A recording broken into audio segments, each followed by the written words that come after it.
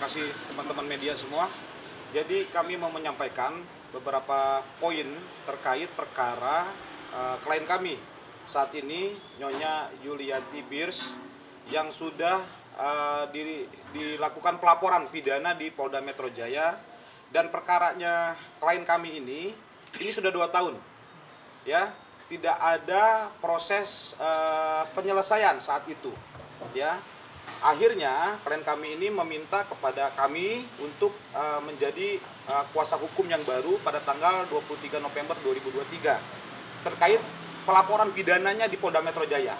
Ya, dari proses 23 November sampai terakhir kemarin, alhamdulillah kami sudah menyelesaikan, ya. Yang intinya dari teman-teman penyidik Polda Metro Jaya saat kami melakukan upaya proses penyelesaian seperti apa, ya, tanggapan dari Polda Metro Jaya kami sangat mengapresiasi, ya, Mbak Yuli, ya, bahwasannya akhirnya proses perkara yang sudah 2 tahun, ya, ini sudah bisa di titik temu atau mendapatkan kepastian hukum, ya, dari proses pelaporan pidana dari klien kami.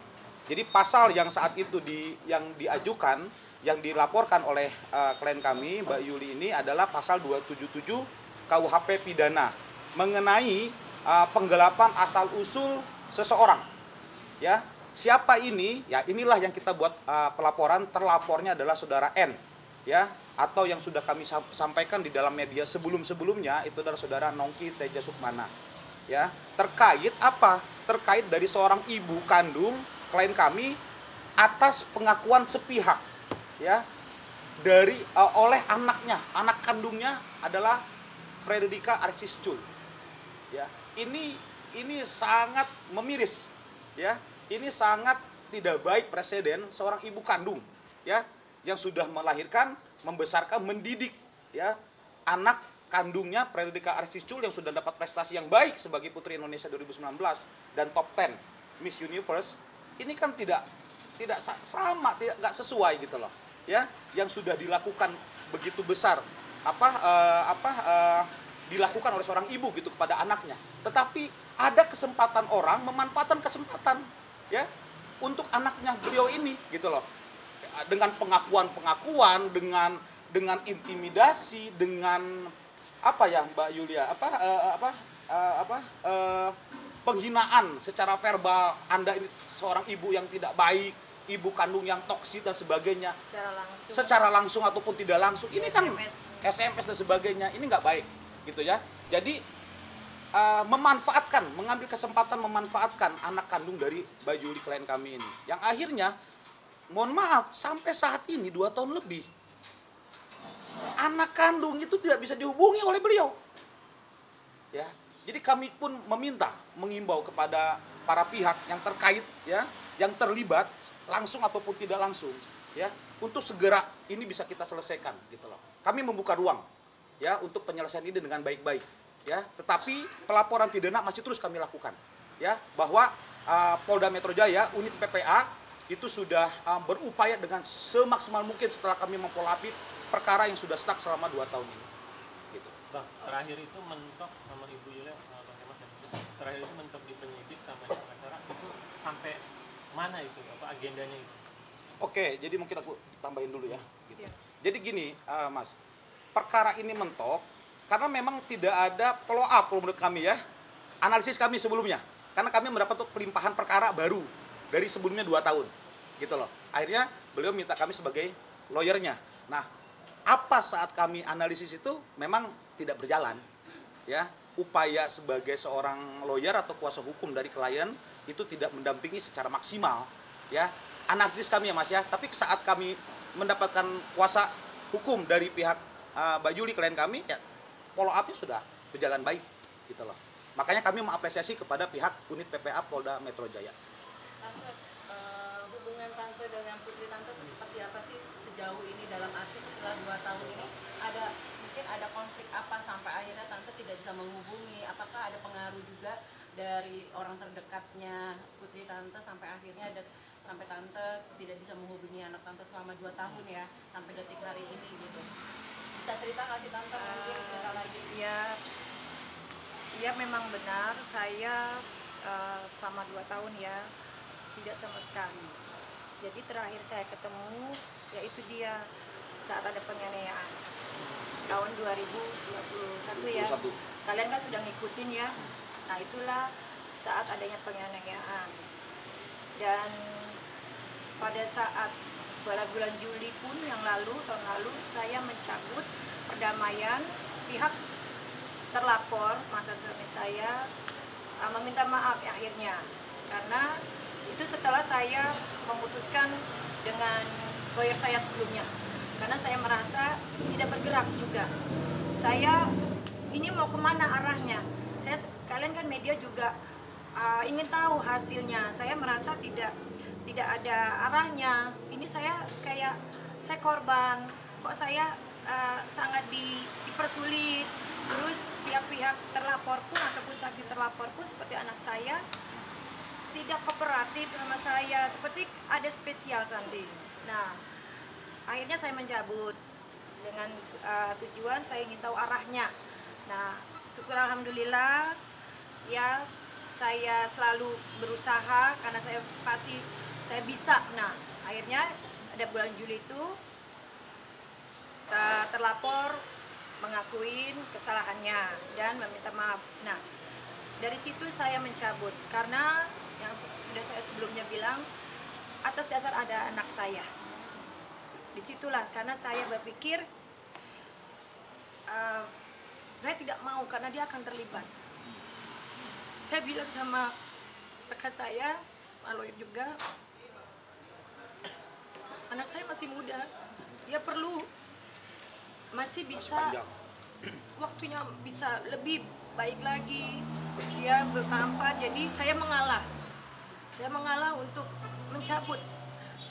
Kalau dibilang saya sakit hati ataupun saya dining oleh mantan dan termasuk anak saya, pada saat pertama kali saya memang menyebutkan Tante Raka, kamu bisa bayangkan, dia anak saya datang tiba-tiba melihat ibunya kan seperti itu, bagaimana hati saya. Nah tapi lembat laun saya luluh hati saya memikirkan dia. Saya mengalah untuk mencabut, tapi dengan dia mengakuin itu mantan saya. Anak saya tidak datang. Saya sudah bicara, tidak datang sampai saat ini, Pak. Saya berharap dia datang, karena saya sudah melupakan kejadian itu, ya. Seharusnya dia berterima kasih lah atau mencium tangan saya dan maunya apa gitu loh. Tapi saya kaget sampai saat ini tidak pernah datang. Malahan ya saya berusaha untuk pihak-pihak terkait yang dekat dengan anak saya, ya ulang tahun kan kalian lihat saya selalu infokan ulang tahun, malah jadi saya yang jadi bumerang. Saya seperti dibilang memancing. Saya walaupun anak saya begitu, saya tetap Mbak mengucapkan selamat ulang tahun, tapi tidak sampai saat ini, Mbak. Saya pikir kalau ini dilanjutkan kemarin itu, Mbak, anak saya bisa reputasi hilang. Saya nggak mau. Ya sudahlah, sebab saya luka hati saya. Saya mau dia mungkin terbuka hatinya. Oh, maminya sudah maafkan, tapi nggak sampai saat ini, Mbak. Tapi ketika akhirnya sampai detik ini kan tidak ada komunikasi sama itu. Apa Tante berpikiran nggak sih sebetulnya putri Tante ini berpihak kepada ayahnya gitu? Seperti itu. Seperti itu, Mbak. Karena saya jujur ya sepertinya seperti itu. Saya juga menanyakan ke mantan saya pikir dia datang dalam perkara kita sekinian ya, tapi tidak mau datang juga. Tante kalau boleh tahu perkara Tante sama mantan suami itu perkara apa sih Tante? Kalau boleh tahu bisa di-flashback lagi mungkin sampai akhirnya Tante kehilangan anaknya.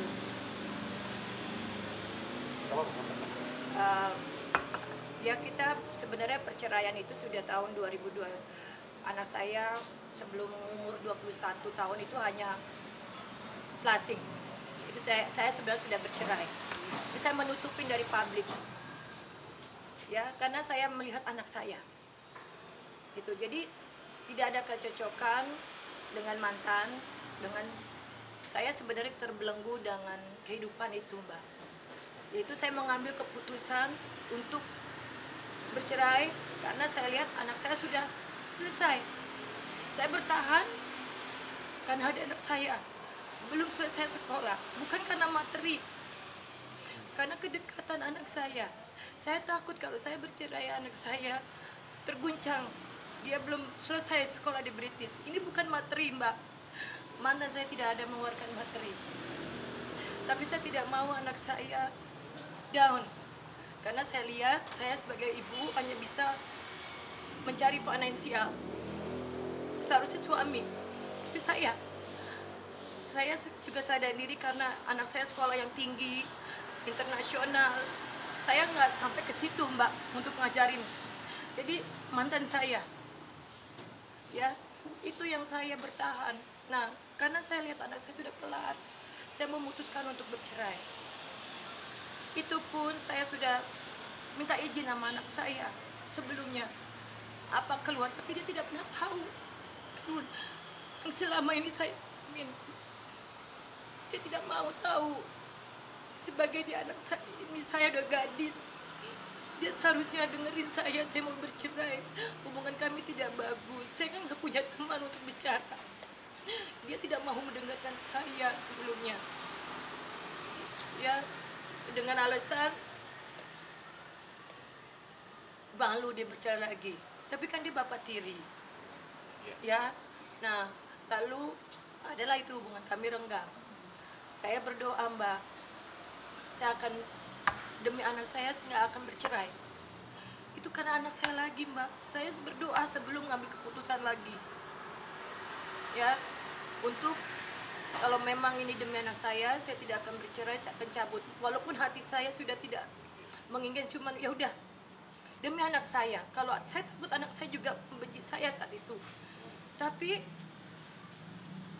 sama aja. Daripada saya begitu, ya saya ada ambil putusan. Di dalam keputusan itu bukan menjadi yang terbaik, bumerang buat saya, Mbak. Itu dia anak saya sudah tidak tinggal serumah sama saya. Tadi kan sempat ada ucapan bahwa tante kami memberikan ucapan maaf kasar dengan ucapan anak durhaka. Itu atas dasar apa sampai akhirnya Mami Itu mengucapkan dulu, apakah itu salah satu anaknya sampai akhirnya tidak mau lagi sama enggak. Mami? Itu pertama kali mungkin media tahu saat saya bersama my lawyer yang pertama, itu saat kejadian, Mbak. Diwawancarain, hati seorang ibu pasti, Mbak, spontan, karena saya pun saat itu baru teraniaya. Mungkin ada berapa hari, Mbak. Lalu diwawancarai. Hati saya guncang, Mbak. Saya nggak gila, nggak masih bagus. Saat itu, Mbak, hati saya benar-benar terpukul karena mungkin kalian nggak bisa ngerasain saya itu dia mau mati. Tapi alhamdulillah saya tidak mati. Di situ ada anak saya. Bagaimana perasaan itu bisa akan keluar, Mbak? Itu pasti spontan. Karena disaksikan oleh anak saya sendiri. Datang bersama-sama. Yang seharusnya saya tunggu anak saya. Bukan untuk dianiaya, tapi untuk dicium tangan saya. Karena saya mengharapkan saat itu anak saya datang. Karena saya sudah beresin kamarnya pakai tangan saya. Saya pikir anak saya datang. Oh, makasih, Mami. Tapi apa? Itulah, Mbak, kenapa saya goncang jiwa saya. Saya pikir saya mau keluar negeri, saya udah tekanin orang-orang tukang saya, tolong kamar dirapiin, anak saya mau datang. Sampai saya pakai tangan saya, karena saya tahu anak saya itu gimana. Setelah dia datang, aniaya saya. Saya tuh shock, Mbak, saya nggak tahu apa-apa. Kayak udah di-planningin, bagaimana saya spontan. Itu hanya spontan, Mbak, saya katakan itu. Di dalam Di dalam wawancara itu spontan karena hati saya pukul. Saya cuma punya anak saya satu dan itu harapan saya, Mbak. Semua saya berikan untuk anak saya. Ya, dari nol, ya, dari bayi. Saya tidak pernah spending time untuk diri saya. Apa salah saya setelah anak saya besar saya mau spending time? Di mana kebencian dia terhadap saya karena saya tegas? Kenapa dia bisa benci begitu? Apa karena saya terlalu tegas? Kalau tidak tegas, anak saya nggak mungkin sepintar itu, Mbak. Larangan-larangan pasti, Mbak, kekhawatiran ada.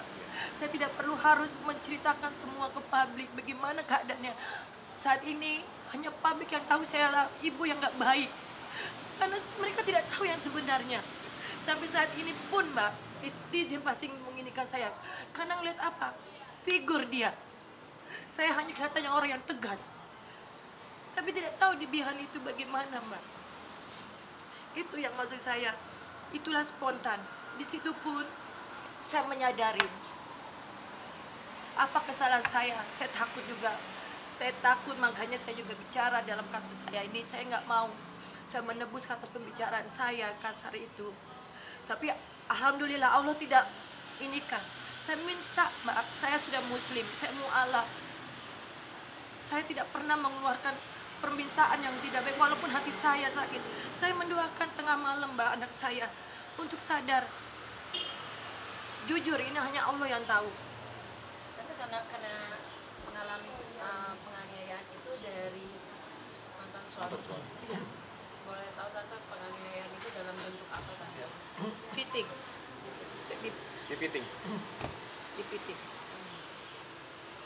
Itu dipiting, Mbak. Dipiting dilakukan itu sudah dicabut Sudah. ya? Itu pun 2 tahun. Iya. Yang kalian pada pernah tahu itu karena tidak terproses. Iya. Ya itu makanya alhamdulillah ya semasa kita benar pasti ada jalan yang datang, ya bantuan Allah itu pasti ada, Mbak, dengan gampangnya ya beres. Berarti Tante ini harapan Tante tuh Tante ingin anak Tante kembali ke pangkuan Tante seperti itu ya, atau gimana Tante? Untuk saat ini, Mbak, ya pasti inginlah satu, Mbak, ini pertanggung jawab saya sama Allah, karena biar gimana pun orang tua bertanggung jawab dengan kelakuannya. Saya berusaha, Mbak, saya bukan ibu yang tidak dia inginkan, saya bukan semprot, saya berusaha, saya bertanggung jawab sama Allah. Saya masih punya tanggungan anak saya untuk merubah sifat dia. Mungkin dia luluh, itu, Mbak. Tapi kalau memang dia kekeh sampai saat ini, saya sudah pasrah jalannya Allah. Dan saya ingin mau anak saya mau kemana arahnya. Katakan saja dia sudah tidak mau sama saya, monggo. Apalagi dengan kasus ini, Mbak, saya lebih terluka juga. Ya, jadi berbarengan dengan Ibu Nongki ini. Jadi saya seperti gimana, Mbak? Nggak ada yang tahu. 2 tahun ini saya ditimpa orang-orang yang saya percaya, dan termasuk Ibu N ini. Dia pun seperti kayak udah terplanning. Dengan adanya anak saya keambil begini, ya kepercayaan saya disalahkan juga oleh anak saya di publik ngomong kemauan saya hanya menghormatin Ibu N sebagai teman, tapi secara prosedur tidak, Mbak, belum sampai ke situ.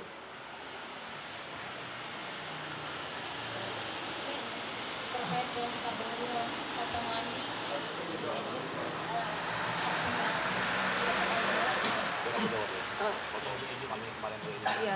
Ya, baik. Jadi ini panjang ceritanya tadi ya yang disampaikan oleh klien kami ini, dari proses penganiayaan yang ada turut serta di sana dengan proses di Polres Jaksel juga, kemudian ada pelaporan yang kami follow up di Polda Metro Jaya pasal 27 KUHP pidana, dan ini berlanjut ya, Mbak. Berlanjut proses ada di ITE gitu ya, di Undang-Undang ITE yang kita laporkan di Polres Bekasi. Jadi kami nggak akan lagi ini pola yang dulu yang dialami oleh klien kami saat ini gitu ya, yang dilakukan prosesnya tuh seperti dulu, enggak.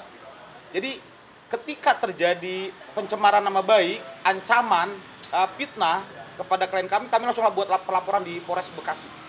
dan itu sudah diterima oleh SPKT dari Polres Bekasi.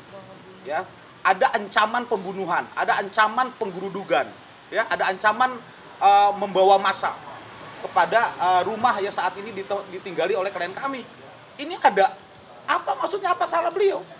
Seorang ibu memperjuangkan anak kandungnya, kok gimana ini ceritanya? Jangan dibalik ini, ya. Lalu ada netizen yang hater gitu, mungkin tidak tahu apa-apa, yang akhirnya melakukan perbuatan yang kami anggap sudah dugaan pidana, ya, dengan salah satunya apa, Mbak Juli, muka direkayasa gitu ya, seperti seolah-olah korban Anak penganiayaan saya, gitu, ada dan foto anak hasil si anak Frederica. ya Frederica. Saya Ini nggak kan tahu ya. ini kan luar biasa. Kami mau menyampaikan kepada masyarakat pada umumnya, ini seorang ibu kandung, nggak panjang, nggak lebih, nggak besar, ibu kandung, tapi anak kandung tidak semestinya berbakti kepada orang tuanya. Perjuangan ibu untuk menjadikan prestasi besar kepada anaknya Frederica Alexis Chul, ya, prestasi yang membanggakan negara juga, ya, sampai top 10 Miss Universe yang nggak pernah ada sejarah di Indonesia, ini berkat ibu. Ya, kok ada orang memanfaatkan apapun dalihnya, ya, lalu ada orang yang menggunakan, ya, prestasi besarnya Frederica Alexis Chul ini seolah-olah dia yang berjasa. Ini ibu kandung, gitu loh. Kita ini punya ibu, saya punya emak saya, ibu saya masih ada. Hebat kita ini oleh ibu kita, gitu loh, Mas, Mbak. Jadi ini yang kami ingin gali, ya, kami ingin sentuh gitu loh ke sana gitu. Lalu ada orang-orang pihak-pihak yang lain yang kita anggap ini ya toksit, ya, makanya kita harus buat laporan. Dan saat ini ke depan kita buat laporan terus. Bang, inisial N itu siapa yang berbicara? Dia bersangkutannya apa gitu? Inisial N ini siapa gitu? Yang diinisialkan N, terlapor yang kami lakukan di Polda Metro Jaya adalah Nongki Teja Permana. Yang kita buat pelaporan itu di unit PPA Polda Metro Jaya. Ini apa, ada ikut sertanya apa? Jadi dugaan yang sudah kami dapat, beliau ini mengaku dan atau menganggap Frederica Alexis Chul, anak kandung klien kami ini, adalah anaknya terduga terlapor Nongki Teja Permana. Berdasarkan apa? Berdasarkan kita lihat ada silsilah keturunan Kesultanan Sumedang Larang. Ini bukan kami yang menerbitkan, ini pihak sana.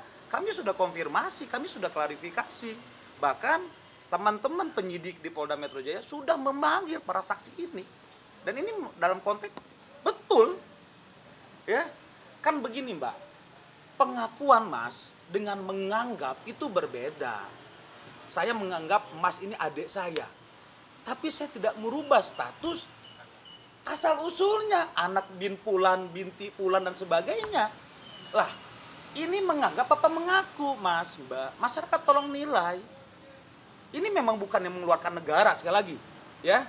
Asal usulnya ini tidak yang dikeluarkan oleh negara. Betul, kami tahu, ya.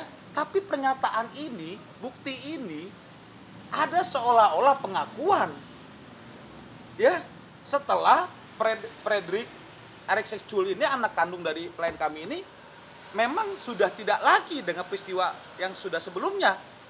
Berpisah tadi, hilang tadi, ya akhirnya dimanfaatkan oleh orang-orang yang saya pikir ini sangat tidak bertanggung jawab dan tidak beradab. Seorang perempuan loh. Kita manusia, ada perempuan, ada laki-laki, ada ibu, ada bapak. Seorang ibu yang punya anak bagaimana diperlakukan seperti itu? Ya. Nah, ini Mas, yang Mbak, ya, yang kita pikir ini harus jadi perhatian semua pihak, ya. Saya harap juga begini, Komnas Perlindungan Perempuan dan Anak, ya, Jakarta, itu pun harapan kami melakukan proses penyelidikan, ya, ataupun menanggapi, ya, proses seperti ini terjadi karena kita bisa mengakses media. Tapi banyak banget di Indonesia, di negara kita loh, yang tidak punya akses ke sana. Harapan kami begitu, akses dari ini semua, harapan kami ini bisa gitu loh, melindungi seorang perempuan dan perempuan ibu ataupun anak seperti itu. Tante kenal sama yang namanya inisial N ini nggak sih Tante? Iya, kenal baik. Itu makanya saya percaya. Saya pikir dia tinggal orang Sumedang. Tentu dong kami cross check. Itu awal anak saya mau jadi Putri Indonesia, mau go to Miss Universe. Cuman seperti dia ngefans, jadi kontak saya dulu. Itu pun baru ketemu ke Indonesia baru sekali sama saya. Tatap muka dan ketemu sama anak saya sejengkal. Saya tambahin sedikit. Gitu. Jadi Ibu N ini dari data yang kami dapat itu tinggalnya di Di UK. UK, Inggris. Nomor yang kami hubungi pun nomor Inggris. Oke. Clear, confirm. Jadi dia tidak berada di Indonesia. Keluarganya ada di Keluarganya ada jelas di Indonesia. Ya, jadi ini yang harus kami juga harus sampaikan ke media. Kalau bisa dibilang berarti Putri Tante keberadaannya sendiri tahu atau mungkin bisa jadi diasuh Nggak tahu. oleh Ibu Nggak tahu. N ini? Lost kontak semua. Lost kontak. Kita nggak bisa hubungi. Nggak tahu, nomor pun udah ganti. Udah ganti. Saya coba ke orang, ke teman yang mungkin ke fansnya, tidak direspon. Kayak kejadian ini pun saya minta konfirmasi, ini jangan sampai ini dari Fred mengiyakan orang ini mau ngebunuh, mau aniaya saya, karena ada kata-kata Ya. Fred dan Nongki gitu Ada. loh. Jadi orang tersebut seperti dapat dukungan, kan ini mau memancing netizen yang sudah Adu domba ya, adu Mbak? domba. Oh, Jadi menurut kami itu kata-kata, domba. nah di situ saya kirim melalui orang yang ngefans, mungkin dibuka lah sama mbaknya di Instagramnya ya, yang sangat disayangkan. Walaupun Instagramnya itu dipegang oleh manajemen, nih ya mbak, manajemen ini dari awal baik-baik sama saya sebelum anak saya menjadi Putri Indonesia. Dia minta anak saya baik-baik, ya. Tuh saya pun yang mengeluarkan duit. Tapi ada permasalahan ini dia menghindar semua mbak. Seharusnya kan dia udah kenal saya bertahun-tahun, udah tahu dong permasalahan kami ini, didatangkan. Nah itu pun lewat DM pun tidak pernah direspon, walaupun sama manajernya tidak pernah. Saya pernah dulu, saya minta kepastian dia, saya pernah kirimin, nggak direspon. Yang ini pun saya kasih ke orang, tolong dong kirimin, mungkin sama kamu direspon yang surat itu benar nggak nih anda Fred, karena ini akan diselidiki nanti dia kena kan, apakah itu nanti Fred yang benar nyuruh atau tidak. Ya. Nah saya konfirmasi, Betul. jangan sampai nih kamu sedang dipakai ini karena mukanya dibikin saya yang dibebak belur oleh saya. Iya. Gitu loh, kata-kata itu ada, katanya Fred, kata Ibu Nongki juga. Nah saya kasih no respon, makanya saya buat laporan mbak itu. Nah jadi Ibu N ini ya tahu saya dengar ada kontak sama dia, sama Fred, dan Fred ada di Jakarta. Itu pun saya dengar semua, tapi kan ada orang ngirim-ngirimin ya ini itu aja. Saya tahu dia ada, dan Ibu N pun masih suka ngontek saya pada saat itu, dan itu dia yang meng-WhatsApp saya untuk menghina saya. Saat Arji pun menjatuhkan saya, yang sangat disayangkan, Fred itu kok menghancurkan reputasi saya, membuka Ya. apa-apa ke Ibu N, sampai sebenarnya di depan kepolisian pun saya dijatuhkan. Itu katanya Fred semua dibuka. Saya tidak perlu membalas dengan apa-apa karena saya fokus dengan materinya. Itu saya terlalu dijolimin mbak dengan Ibu N. Sampai dia minta Arji pun tetap saya dijolin, saya tolak. Dia kirimin video-video ke saya seperti apa? Seperti dia marah. Video-video yang dibuat oleh anak saya tanpa pengetahuan saya. Itu pun saya bisa ngaporkan ke polisi. Berarti sama sekali nggak pernah dengan Ibu N ini, hanya kenal. Oh, saya kenal baik. Kenal baik, Mbak. Saat dia datang di Indonesia sekali, kita udah kenal baik. Sebelumnya hanya lewat by call. Tapi saya cross check. Kayak cross check, oh dia keluarga di sini, di Sumedang. Dia hanya, ya kita baik lah. Saya pikir kan dia punya anak. Dia nggak punya anak, dan dia nggak punya suami. Dan udah usia. Oke? Nah, karena kita dekat, terus saya ada kegiatan sosial, Bu, bantu Bu, oke. Kan saya lurus-lurus aja, nggak enak aja. Oh, anggap anak Frederica anak saya ya, oh ya nggak apa-apa. Kan menganggap mbak, asal kita, karena pertemanan loh. ya, terus mau jadi Raden, istilahnya Raden. Nah, anak saya boleh dokter nah, Fred mau. Saya pun tidak dikasih penjelasan kalau Raden itu harus bagaimana nih prosedurnya. Saya taunya Raden, oh sertifikat Raden, oke, nggak apa-apa. Anggap anak, nggak apa-apa. Fred, dia mau nganggap anak. Aku bilang gitu sama Fred, nggak apa-apa lah, kasihan, jangan menyakitin orang. Yang penting kan cuman begini, tuh dia baik-baik, dia keluarga baik-baik, cuman kenal aja. Saya juga sama anak lain juga anggap anak, cuman kan tidak secara prosedental harus Anda, ini tidak ada. Itu loh Mbak, nah tahu-tahu dikirimin by WhatsApp ini, siapa yang nggak shock? Kan berarti saya kayak dilecehkan pada saat itu. Loh, kok terjadinya? Saya kan bukan orang bodoh Mbak. Kalau Raden itu oke, Frederica Raden, tapi kenapa ada binti terus silsilah anak saya kok jadi nama anaknya dia, keturunan dia, terus binti Teja Permana, kan buat saya aneh. Nah itulah, terus saya juga bicara ke Ibu N. Sudah bicara. By phone. Nah, seperti itu, tidak ada orang pihak kerajaan pun datang. Ya, saya hanya mengizinkan by talking, pertemanan, tapi tidak secara prosedur yang saya mau ngangkat ya. Kalau dia mau ngangkat anak saya, pihak kerajaan juga datang, tidak ada, Mbak. Tidak ada. Komunikasi sama Ibu N ini kapan? Terakhir, baru yang kemarin aja tuh. Tahun lalu, mau arji aja. Tahun lalu. Untuk proses restoratif justice Ya, itu atas aja. pelaporan Karena klien dia kami datang. di Polda Metro Jaya. Beliau datang. Tapi Tidak terjadi kesepakatan satu. tidak ada kesepakatan. Dia tetap minta anak saya, perlu diingatin. Dia tetap minta anak saya. Itu, saya bilang pada satu arji ya, urusan ini belakangan, beresin dulu ini. Panggil anaknya, saya gituin. Itu dia tetap minta anak saya secara ngomong. Saya masih mau anak Frederica. Jadi kalau emang dia minta direalkan, itu. Saya tidak bilang iya, saya bilang beresin ini dulu perkaranya. Berarti ini sudah dilaporkan. Sudah. Polda Metro Jaya, unit PPA. LP-nya Pak? Tapi berapa Bang? Nomor berapa ya? Kemarin berkasnya di mobil ya. Bukan, itu Polres Bekasi. Itu kan 2 tahun yang lalu. 2 tahun yang lalu ya Mas ya. Kita memfollow up, ada berkasnya sih. Cuma kita Jadi follow 2 up. tahun lalu kan nggak berjalan, ternyata ya segini mandek. Nah yaudah dong saya stop. Jadi kita ganti, nah alhamdulillah dengan Bang Kemas dalam hitungan hari bergerak. Dan ternyata kan kepolisian juga Sangat apresiasi. sangat bergerak bagus gitu loh. Kan berarti ada something wrong pada saat itu, gitu loh. Nggak ada hambatan, udah menuju proses ya Bang Ya, ya? Sampai saat ini, sampai detik hari ini prosesnya seperti apa Bang? Prosesnya, Laporan untuk Ibu ya. N ini. Jadi proses pelaporannya klien kami ini di Polda Metro Jaya ini memang yang tadi saya sampaikan ya di awal, ada proses 2 tahun ini yang tidak dilakukan dengan tepat gitu ya.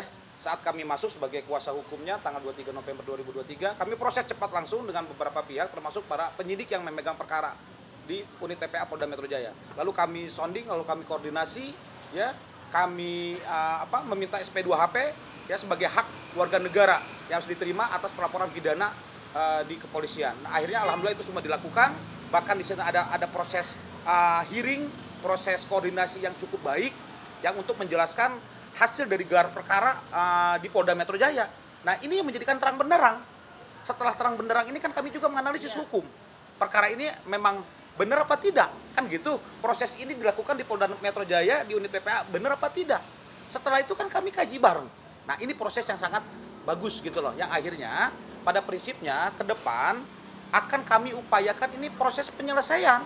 Kalau memang dari pihak terlapor ini mau membuka atas pengakuan kesalahannya gitu loh, ya kami juga akan membuka gitu loh. Gak ada masalah ya gitu loh. Untuk apa sih kita perpanjang kalau memang perkara ini bisa kita selesaikan dengan baik. Tapi kalau memang tidak ada pengakuan apapun ya, merasa tidak bersalah, ya kami meminta aparat hukum dalam hal ini penyidik untuk segera ya memenuhi unsur pidananya agar bisa digelar perkara. Kalau memang terpenuhi semua unsur pidananya secara hukum ya dinaikkan prosesnya menjadi sidik untuk penetapan sebagai tersangka. Kalau itu dilakukan, Mbak, Mas, kami tidak mau ada perdamaian. Kami tidak akan ada proses RJ lagi. Biarkan negara terus lanjutkan proses hukumnya. Karena ini marwah. Pelecehan ini baginya klien kami ini pelecehan marwah kehormatan sebagai ibu gitu. Nah, tapi kalau memang ternyata proses ini ditanggapi cepat oleh pihak terlapor, ya kami membuka diri untuk proses yang bisa diselesaikan dengan baik. Begitu.